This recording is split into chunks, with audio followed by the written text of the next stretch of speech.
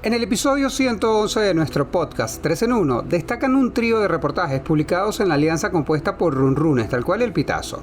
Esta semana les vamos a contar sobre un especial de la opacidad de la pandemia, la extraña empresa creada para solo hacer pruebas PCR en el aeropuerto de Maiquetía, conocida como Casalab, y las más de 400 medidas tomadas por el gobierno contra las empresas del sector privado en el primer trimestre de este año. Pónganse cómodos, esto está por comenzar. Bienvenidos a 3 en 1, tu suplemento informativo semanal con todo lo que necesitas saber de los portales Runrunes, Tal Cual y El Pitazo. A partir de este momento queremos invitarte a que disfrutes en los próximos minutos de los reportajes más destacados en estos tres medios digitales. Siéntate, relájate y tómate el 3 en 1 de esta semana. Les habla Luis David Miquilena y como todas las semanas tengo el enorme placer de darles la bienvenida a este condensado de información que llamamos 3 en 1 en nuestra emisión número 111. Ya entramos en la semana 54 desde que fue decretado el estado de alarma por el coronavirus en Venezuela, periodo que es radical por las próximas 2 semanas hasta incluso después del asueto de Semana Santa. Esto lo anunció Nicolás Maduro en cadena nacional el pasado domingo. Según los voceros oficiales, hasta la fecha de esta grabación, la cifra de contagiados superó ya los 151.000 casos y la de fallecidos lamentablemente se ubica en 1.502 víctimas. Comenzamos este episodio visitando el portal Runrunes y aquí encontramos un reportaje de lujo que lleva por nombre COVID-19, la pandemia de la opacidad. Desde que la vicepresidenta Delcy Rodríguez anunciara los 2 primeros casos de coronavirus en marzo del 2020, la cifra oficial diaria de fallecidos no ha superado la docena de personas. Queremos con gran responsabilidad informar al país que en la madrugada del día de hoy se confirmó a través de las pruebas que existen al respecto debidamente certificadas por la Organización Mundial de la Salud, han sido certificados 2 casos de coronavirus en Venezuela. Estos casos son 2 ciudadanos venezolanos, una ciudadana de 41 años que estuvo recientemente de viaje por los Estados Unidos de Norteamérica, por Italia y por España. El otro caso es un ciudadano venezolano de 52 años que también estuvo de viaje en España. Los números emitidos por el gobierno están alejados de cualquier comportamiento epidemiológico si se toman en cuenta patrones de otros países, además de hechos irregulares en la prevención y diagnóstico de la enfermedad como la insuficiente realización de las pruebas PCR. El periodista Abraham Moncada nos cuenta un poco más sobre este especial. En Runrunes decidimos realizar un especial en el que se mostraran los números de la pandemia en este primer año, por medio de un especial gráfico, que lleva por nombre COVID-19 en Venezuela, la pandemia de la opacidad.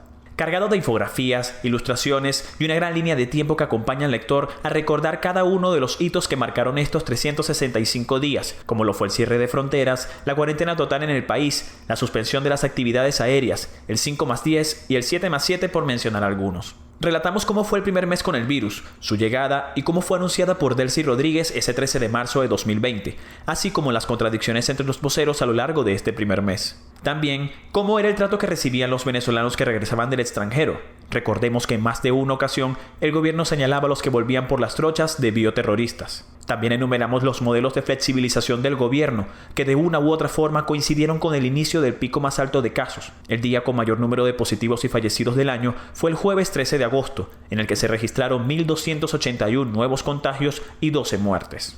Este primer año de COVID estuvo cargado de irregularidades y dedicamos un capítulo sobre este tema.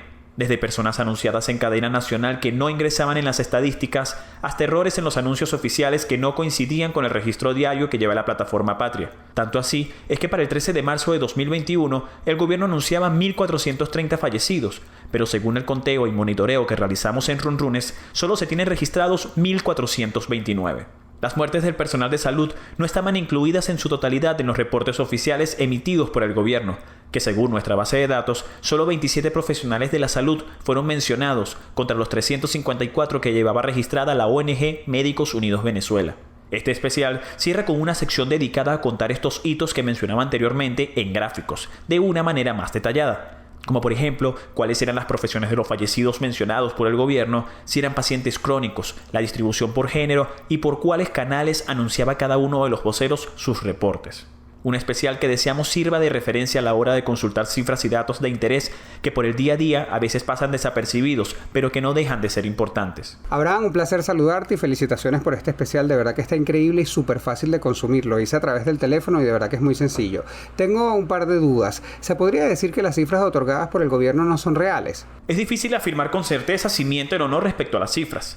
Hay una falta de rigurosidad en el proceso en el que el gobierno contabiliza los casos y los fallecidos que alimentan esta desconfianza, desde la cantidad de pruebas que se realizan a diario y la manera en que los voceros hacen los anuncios. El 24 de enero de este año fue el último día en el que se indicó a qué se dedicaban los fallecidos, cosa que no ocurría desde el 8 de noviembre. Por eso afirmar que las cifras no son reales es difícil. Lo que sí se puede decir es que hay un vacío de datos acerca de los casos positivos y fallecidos por parte del gobierno. ¿Y cuál sería la diferencia en porcentaje entre las muertes del personal sanitario anunciadas por el gobierno y las que anuncia el gremio médico? Hay días que el gobierno no menciona a ningún trabajador de la salud en los reportes. Además que hay pocos fallecidos a los que se les señaló su profesión. Sin embargo, hay días que se pudo constatar que el conteo que llevaba el gobierno del personal de salud fallecido no coincidía con el de Médicos Unidos de Venezuela, al punto que hay 327 trabajadores de la salud aún sin nombrar. Muchísimas gracias, Abraham. Hasta una próxima oportunidad. Pasamos ahora a visitar a El Pitazo y aquí conseguimos un reportaje de la Alianza Rebelde Investiga que se llama Casalab, la extraña empresa creada solo para hacer pruebas PCR en Maiquetía.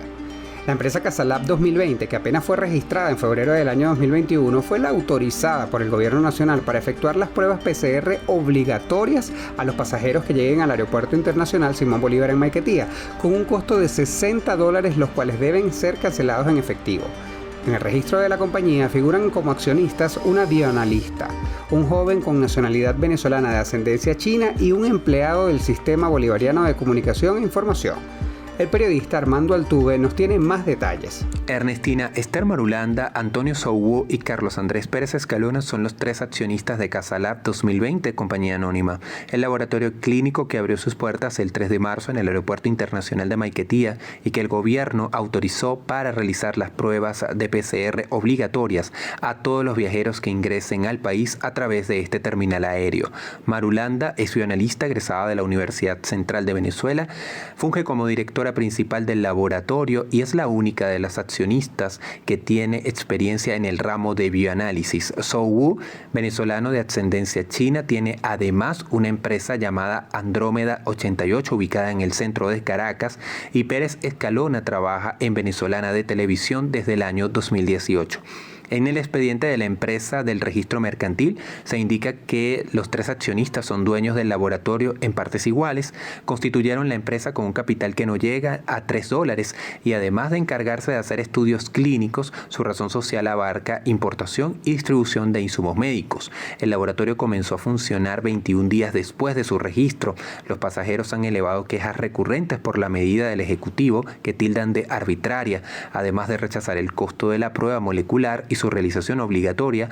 Los que se la hicieron denuncian que no les llega el resultado a tiempo. Armando, un gusto saludarte. Quisiera saber si en los hallazgos de esta investigación pudieron descifrar de dónde proviene este laboratorio.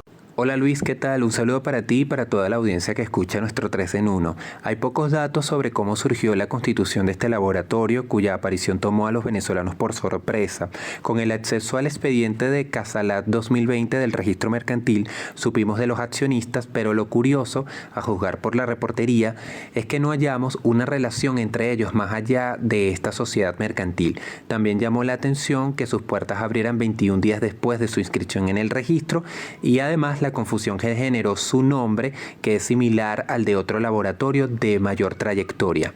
¿Y qué pasa con la persona que no tiene el dinero para hacerse la prueba? ¿Y los que se la hicieron, en cuánto tiempo reciben los resultados? Hasta donde se sabe, es un requisito obligatorio hacerse la prueba de PCR antes de ingresar al país a través de Casalab 2020, por lo que los usuarios ya deben tener sus previsiones. Sin embargo, los primeros días, tras el anuncio sorpresivo, hubo discusiones y quejas de los usuarios. Sobre la entrega de resultados, consultamos a varias personas y ellas coincidieron en que podían pasar hasta 2 días sin recibir los resultados. Lo que nos dijeron en el aeropuerto sobre la tardanza es que las muestras son tomadas en Maiquetía y luego son enviadas a Caracas para su procesamiento y análisis. Finalizamos con Tal Cual y un reportaje que lleva por título: Gobierno ha tomado más de 400 medidas contra empresas en lo que va del 2021. Si bien es cierto que en el 2019 el gobierno le dio un espaldarazo a la dolarización de facto, lo que trajo un poco de oxígeno a la economía nacional, la persecución contra la empresa privada no ha parado. Durante la pandemia, el Ejecutivo ha fiscalizado y amonestado a través de sus órganos reguladores a cableoperadoras, supermercados, farmacias, tiendas por departamento y hasta los servicios clínicos. La ministra de Comercio, Eneida Laya, ha formado parte de este proceso de supervisión que podríamos llamar persecución. Entonces, la idea no es tampoco que ustedes sientan que no, mira, viene el Sunday y vamos a... No, la idea es que revisemos, que estamos trabajando en función de proteger a nuestro pueblo, pero también en función de repente hacerle las observaciones que tengamos que hacer. Carlos Seijas Meneses nos habla más de este reportaje. Es que solo basta con revisar las redes sociales de los entes reguladores, por ejemplo el Twitter de la SUNDE, para ver que siguen activos y que prácticamente todos los días anuncian nuevas acciones contra empresas y comercios. Además, los instrumentos que sustentan los controles, como por ejemplo la Ley de Precios Acordados, que fue aprobada por la Asamblea Constituyente en 2017, no han sido derogados. Y todo esto es una realidad que contradice por completo lo que el Ejecutivo ha pregonado en lo que va de 2021 sobre una supuesta disposición a dialogar y a reconciliarse con el sector privado. De hecho, el Observatorio de Derechos de Propiedad de Se Dice Libertad registró 420 medidas contra el sector privado desde enero hasta el 17 de marzo de 2021, que fue cuando la SUNDE fiscalizó el Excelsior Gama para prohibirles que entregaran vales a los consumidores, a los clientes.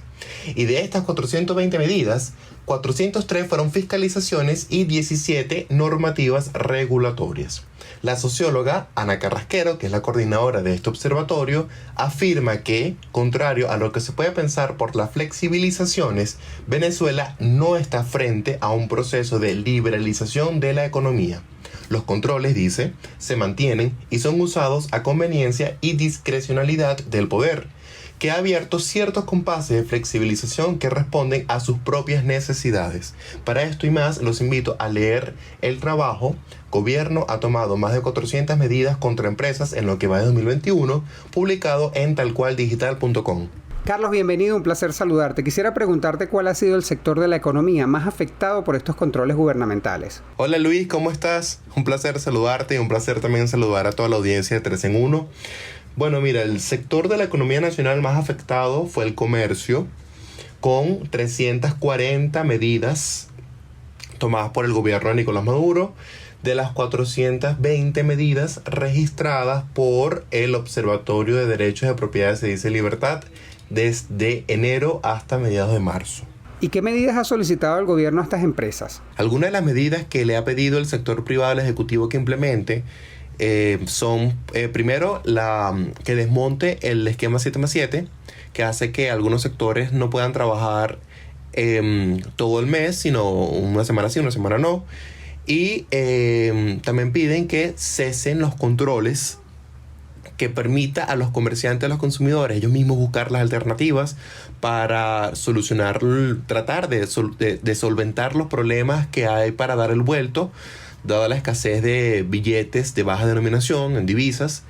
Y el gobierno ha respondido con todo lo contrario. Anunció una cuarentena radical por 2 semanas y ha fiscalizado comercios. Y les ha prohibido la entrega de vales, que fue una de las principales alternativas encontradas por los comerciantes. Muchísimas gracias, Carlos. Nos escuchamos próximamente. Hemos llegado al final de nuestro episodio de esta semana y como siempre muy agradecidos por su atención. No olviden seguirnos y suscribirse desde la plataforma de podcast preferida y compartirlo con sus amigos para que todos estemos bien informados.